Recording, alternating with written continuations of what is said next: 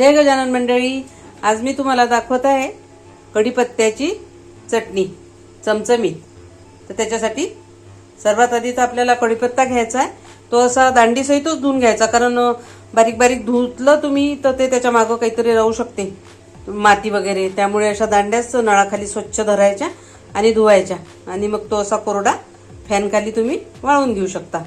मग आता याच्या आपल्याला दांड्या काढायच्या आहेत। बघूया आता साहित्य काय काय पाहिजे। तो त्याच्यासाठी आपल्याला लागेल आहे उडदाची डाळ, जिरं, मीठ, तीळ, चिंच, शेंगदाणे, डाळव्या, गूळ, मोहरी, तिखट, धने आणि हिंग। इतकं साहित्य लागणार आहे आपल्याला। साहित्य भरपूर लागते त्याला, पण क्वांटिटी अगदी कमी कमी, कारण कढीपत्त्याची चव लागली पाहिजे ना। भाजायसाठी तेल आणि खोबरं आणि अशा लाल मिरच्या लागतील आपल्याला। लाल तिखट जरी टाकलं तरी थोड्या ह्या मिरच्या पण टाकायच्या।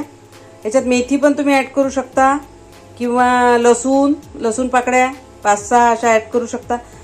खूप छान लागते ही चटणी चमचमीत। चला तर मग आता कृतीकडे वळूया।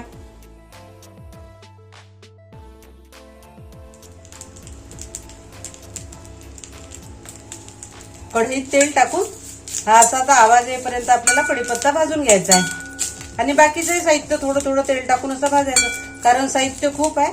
इतकं तर भाजताना दाखवलं तर व्हिडिओ खूप मोठा होईल, तर तेल टाकून असं भाजून घ्यायचं।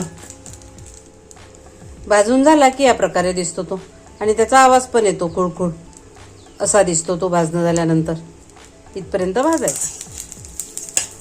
बाकीचं पण साहित्य असंच सगळं भाजून घ्यायचं थोडं तेल टाकून। झालंय आता आपलं हे भाजून। बघू शकता तुम्ही, भाजल्यानंतर त्यांचा असा रंग बदलतो कढीपत्त्याचा पण, आणि बाकीचे साहित्य घेतलं ते।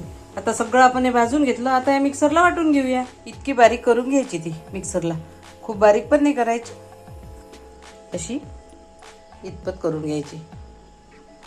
मस्त चव लागते याची।